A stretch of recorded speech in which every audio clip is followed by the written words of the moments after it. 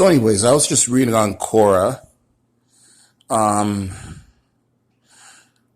there was a question about Canadian healthcare, so I'm going to talk a little bit about Canadian health. I'm going to share this question with you and talk a little bit about Jason Kenney and how Alberta Premier Jason Kenney is just as bad as Ontario Premier Doug Ford.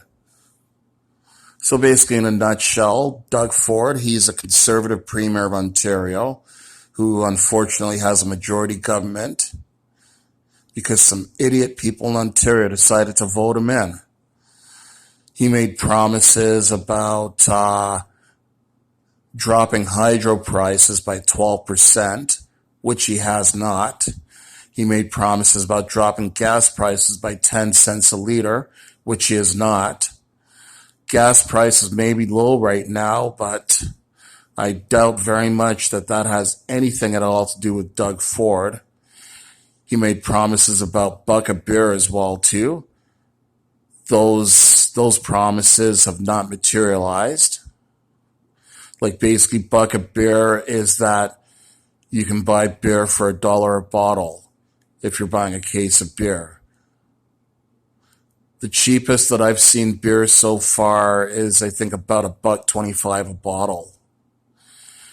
And I think the only time you might be able to get a handful of beers for a buck of beer is on long weekends. And Doug Ford has taken money out of healthcare. He's also taken money out of education. He's taken money away from the parents of autistic children.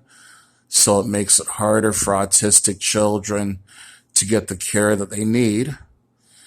And also, teachers across Ontario have been taking labor action against Doug Ford for several months now, for this entire school year so far, because Doug Ford, among other things,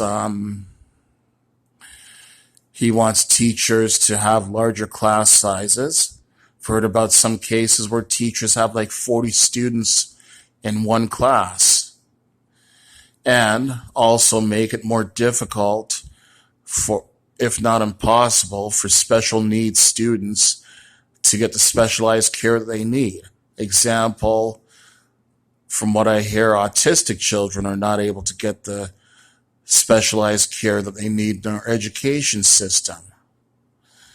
An example of how Doug Ford has damaged our healthcare system, a few examples. I've heard at one time, if you had a buildup of earwax in your ears, then you could go to the doctor and have that doctor syringe your ear, drain that earwax out of your ear and have that included in our healthcare taxes, In other words, have it taxpayer funded. Well, Doug Ford has changed that. He has now made it, from what I heard, he has made it that you have to pay extra to get your ears syringed of wax, unless you can show that you have tried some home remedies and those home remedies haven't worked. And I believe you have to take your receipts for those home remedies with you when you go to the doctor for that. And to people that are unaware, there are some people that do have excessive buildup of earwax in their ears. It has nothing to do with poor hygiene or not cleaning your ears properly. Some people do have a problem where they have excessive earwax buildup. Another thing that I've heard Doug Ford has done, he's made it that if you're getting a colonoscopy, the colonoscopy itself will still be covered by our healthcare system. However, if you want to get sedated for that colonoscopy, I heard he's made it that you have to pay for that sedation, or at least was throwing around the idea of making people pay for that sedation. And from what I've heard, I've never had a colonoscopy myself, but from what I've heard, colonoscopies are extremely painful processes. and that it is something that you need sedation for. So, anyways, this is what I was reading on Quora. So, why is Canadian healthcare bad? That's what somebody asked. Someone responded, "It's not. I'm a Canadian, or sorry, it's not. I'm a U.S. citizen, now a permanent resident in Canada. I spent my first 60 years in the U.S., where I was born, and the last 2.5 in Ontario, Canada. I find the Canadian healthcare system to be far superior to the U.S. I have I have access to healthcare providers in a timely and professional manner. Prescription costs in Canada are less at full retail prices than what my U.S. Drug copays are for the very same drug I was prescribed, Avodart. It is 10 times more expensive in the U.S. than in Canada. Full retail price for the named drug in Canada was less than my copays for a generic in the U.S. Whoever claims that Canadian healthcare is bad must not have any experience with the Canadian system. The U.S. system is far more expensive, and healthcare outcomes are not as good statistically. Are not as good. Statistically, my life expectancy increased by 4 years by moving across the border.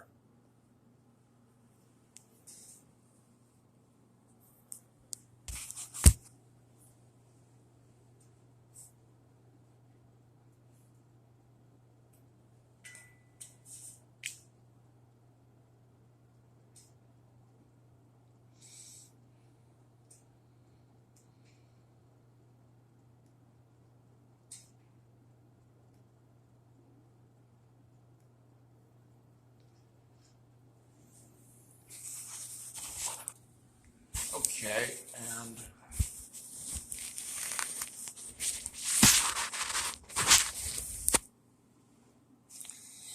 so this is where Jason Kenney comes into this argument. So there's a response there. Exactly.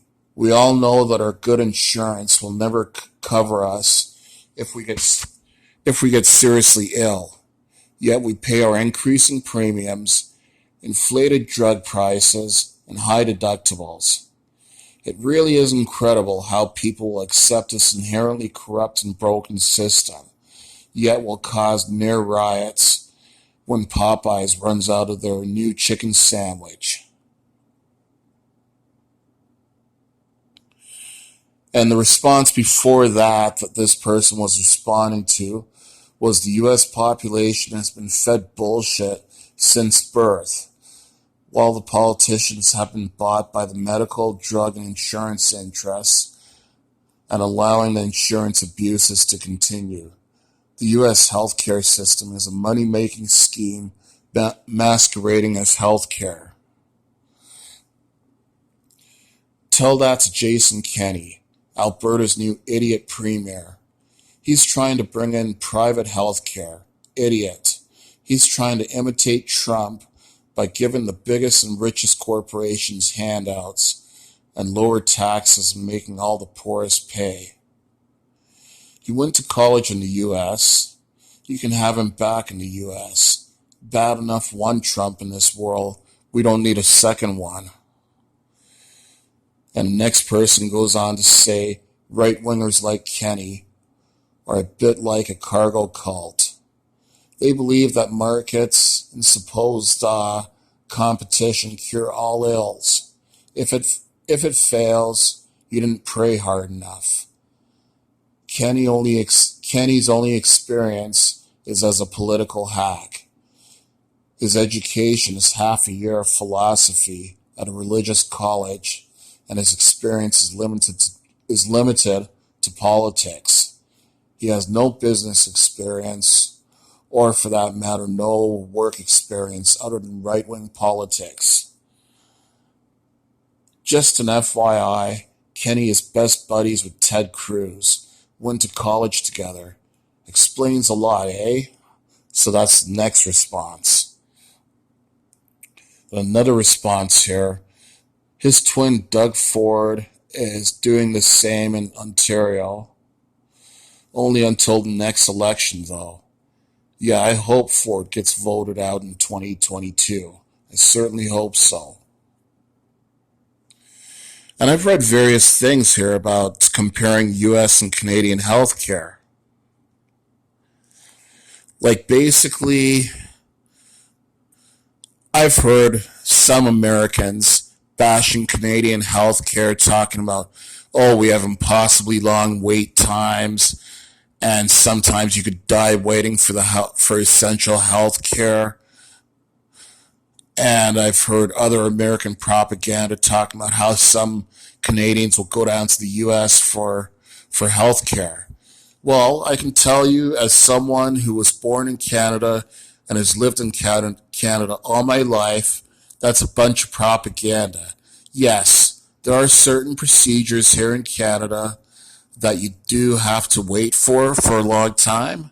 In some cases, for a long time. From what I hear, things like knee replacement and hip replacements, you sometimes have to wait for a long time. And there's not as long a wait in the US. But any kind of essential service, anything that's life-threatening or whatever, you're going to get that care immediately, right away. Like a few years ago, in 2016, I went to the hospital for an irregular heartbeat. Like my heart was beating out of rhythm and abnormally. I went in for an irregular heartbeat. I was able to get timely and excellent care and have my heart recalibrated, and I got the care that I need, and I haven't had any problems with an irregular heartbeat since then. Also, in 2018, I went to the hospital for chest pains. I was taken there by ambulance. And again, I was able to get timely and excellent care in a very quick and compassionate manner. Like, thankfully, it turns out that I was not having a heart attack. That I was told that maybe I slept the wrong way that night or moved the wrong way while I was sleeping. That's why I woke up with chest pains. So thankfully I didn't have a heart attack and wasn't having a heart attack. But I was able to get care in a very timely manner. And I know of other people, family members and friends, who have been to the hospital and have been able to get proper care in a timely fashion. So it's just a bunch of propaganda that some people have fed to others about the Canadian system being broken. I mean, are there things about the Canadian medical system that could do with improvement? Yes, I do believe there are things that could improve. Like, as compared to the European system, I understand in some European countries that all healthcare is 100% taxpayer funded.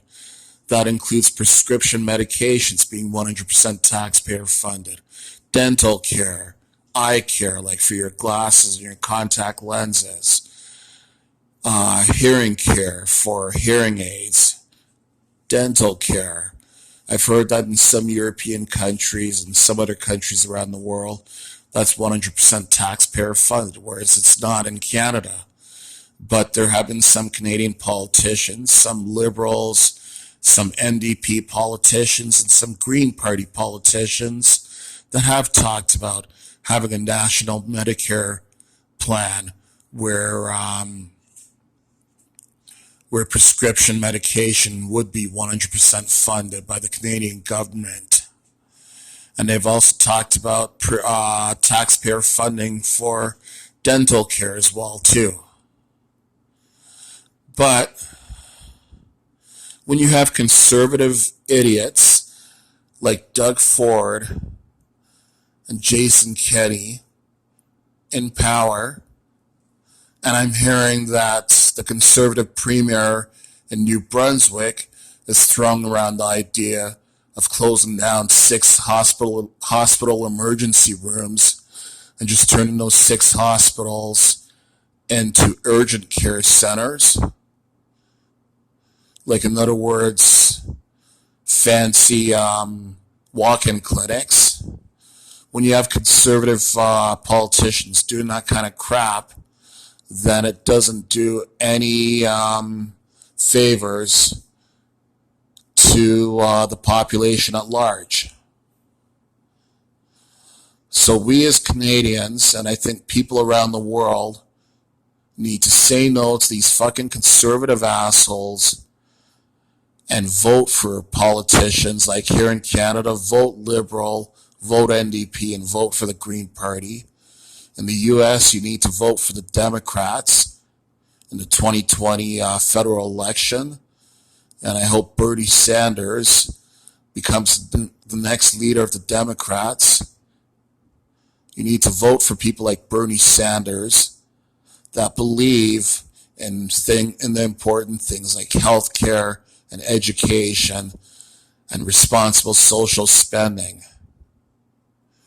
To hell with these fucking idiots like Doug Ford and Jason Kenney. And people like fucking Donald Trump. Assholes like those, like the conservatives and the Republicans, they don't belong in politics. Vote for sensible politicians. Not fucking conservative assholes that believe in either get rich or don't get sick.